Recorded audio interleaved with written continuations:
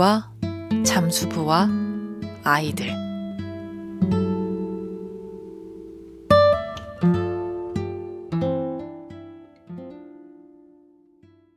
성산항에는 우도에 들어가려는 사람들과 잠수함을 타려는 사람들이 길게 줄 서 있었다. 비가 오는 궂은 날씨였지만 배는 출항 준비를 하고 있었다. 매표소 직원에게 안전한지 물으니 기상 조건보다는 바닷물의 유속과 파도의 고저가 중요하다며 흐린 날일수록 오히려 플랑크톤의 활동 저하로 바닷속이 더 선명하게 보인다고 했다.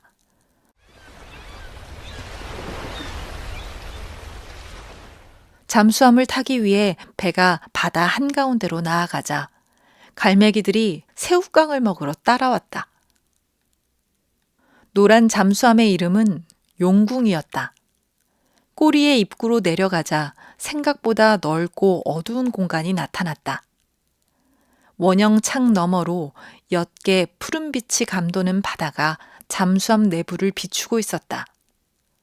바닥에는 40여 명의 승객이 앉을 수 있도록 정강이 높이의 의자가 두 줄로 길게 열지어 있었다.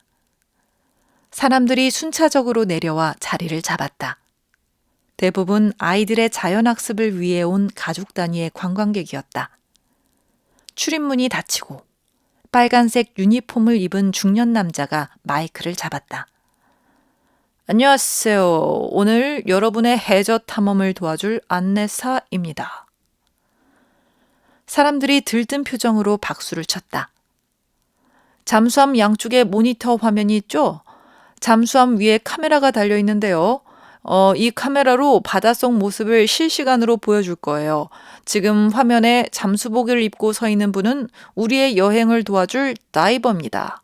이따 바다 밑에서 진행될 수중 다이버 쇼도 기대 많이 해주시고요. 그럼 출발하겠습니다.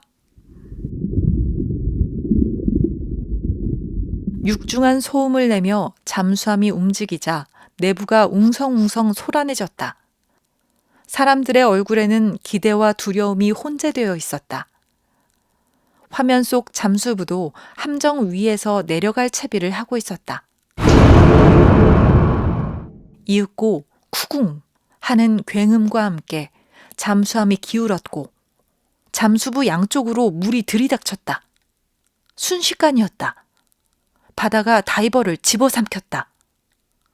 화면 가득 시퍼렇게 바닷물이 찼고 그 자리에 있어야 할 잠수부는 더 이상 보이지 않았다.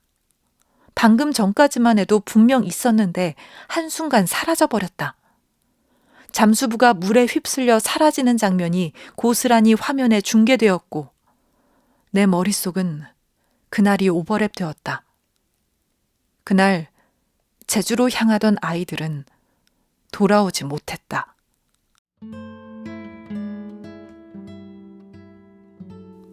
사람들은 박수를 치며 환호했고 나는 울었다. 아이들이 벽에 붙어 바닷속 모습을 신기하게 쳐다보는 동안에도 가이드가 물고기의 이름을 열거하며 횟집에서 볼 수 있는 자연산이라고 농을 던졌을 때도 나는 눈물을 훔쳤다. 그 순간 왜 그 장면이 떠올랐는지, 어두운 잠수함 안에서 나는 왜 울고 있는지 이해할 수 없었다. 사라졌던 잠수부는 물고기를 몰고 나타났다. 먹이로 유인하는 모양이었다. 잠수부가 함정을 한 바퀴 도는 동안 수백 마리의 물고기들이 함께 이동했다. 이것이 안내사가 말한 다이버의 쇼였다. 사람들은 기뻐하며 사진을 찍어댔고 나는 그 모습을 조용히 지켜보았다.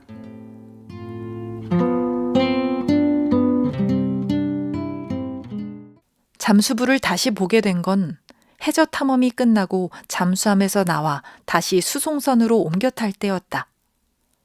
잠수부는 잠수복 모자를 벗고 쉬고 있었다.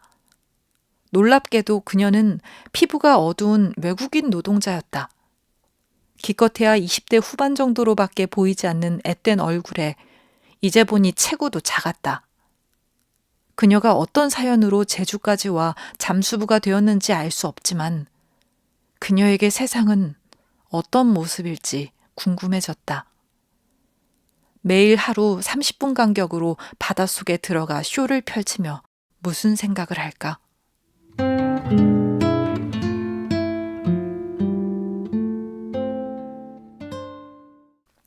괜스레 울적해진 마음을 달래기 위해 성산 일출봉 앞 유채꽃밭에 왔다.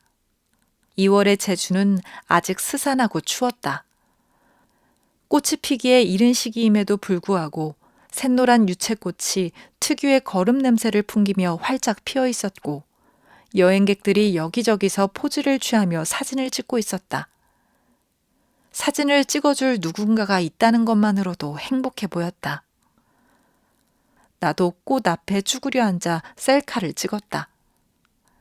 아름다운 꽃을 보니 마음이 좀 가벼워졌다. 그곳이 일제시대 독립군을 매장하고 그 흔적을 덮기 위해 의도적으로 조성된 유채꽃밭이라는 사실은 나중에 알게 되었다.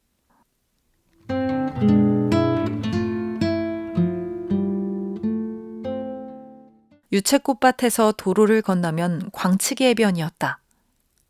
광을 친다고? 여기서 광은 빛광자겠지? 순간 화투패가 떠오르며 콧방귀가 났다. 혼자 여행을 하면 혼자 웃는 일도 혼자 말하는 일도 잦아진다.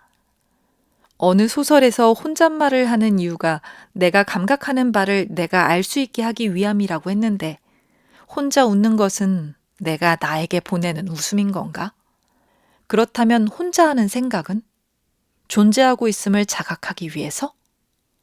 생각의 고삐가 풀리며 걷잡을 수 없이 나아갔다. 생각에는 끝이 없다. 저 바다처럼. 마침 간조되어서 물 빠진 해변이 고스란히 드러났다. 뜨거운 용암이 바다를 만나 빠르게 식어 형성된 검은 안반이 묵직하게 자리 잡고 있었고 그 위를 푸른 이끼가 뒤덮고 있었다. 문명이 깃든 것 같지 않은 원시적인 광경이 태초의 지구를 연상시켰다. 화산 폭발이 일어난 것이 약 188만 년 전이라고 하니 적어도 100만 년 이상 이 모습을 유지하고 있을 터였다. 그리고 멀리 성산일출봉이 늠름한 자태를 뽐내고 있었다. 이 땅의 주인은 인간이 아니라 수천 년, 수십, 수백만 년을 견뎌낸 저들이어야 했다. 누구도 저들을 함부로 손대선 안 되는 것이었다. 아득한 시간을 헤아리며 안반을 따라 걷다 보니 제주 올레길 1코스의 종착을 알리는 광치기 해변의 표지판이 나왔다. 썰물 때면 드넓은 평야와 같은 안반지대가 펼쳐진다. 그 모습이 광야 같다고 하여 광치기라는 이름이 붙었다. 넓을 광자였구나. 설명에는 나오지 않았지만 광치기라는 말의 또 다른 유래는 관치기였다.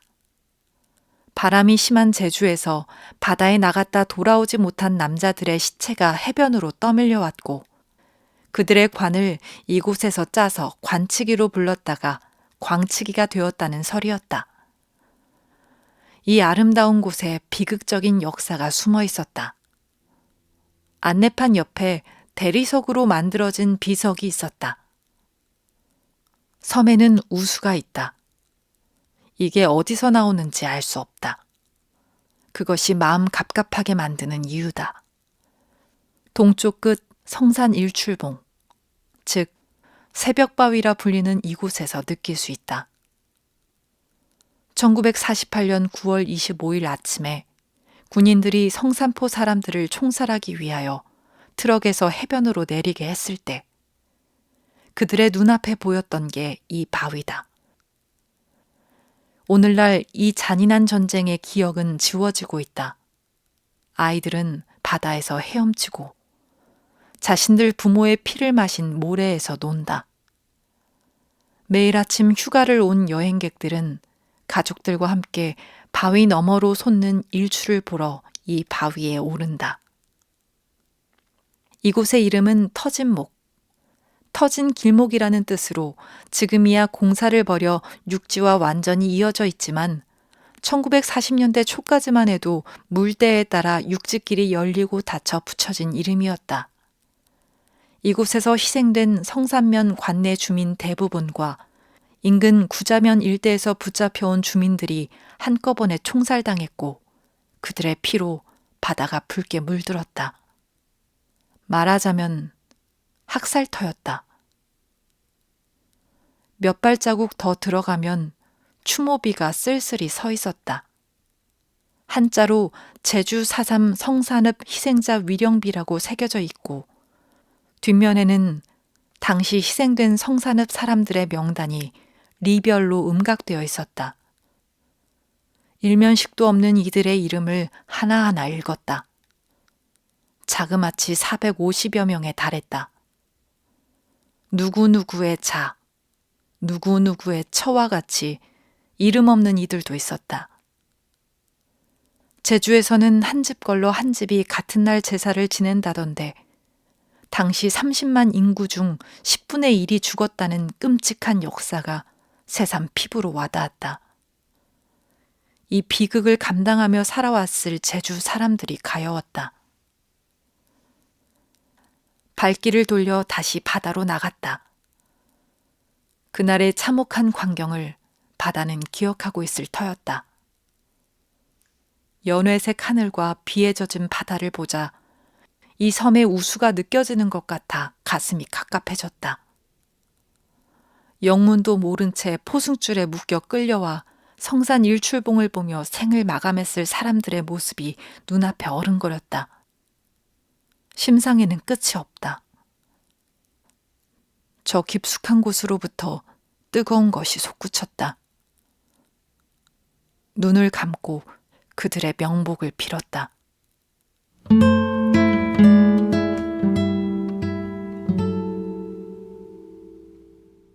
고개를 돌리자 멀리 해변을 거니는 사람들이 보였다.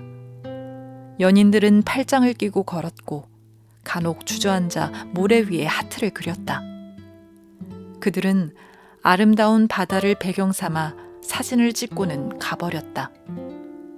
이곳까지 들어온 사람은 나 말고 없었다.